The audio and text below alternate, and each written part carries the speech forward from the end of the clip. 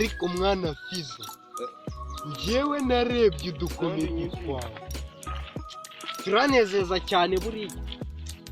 hari n'utu apu nshaka kuma kaka apu kavuga ntago zinibi hari n'akandi numvishe none kavuga ngo what mwana wamba buriya ndakugurira ikibati numvishe ntago ngusomya kuri iki ariko nyine njye hano njyewe ndakugurira icyawe tusheruka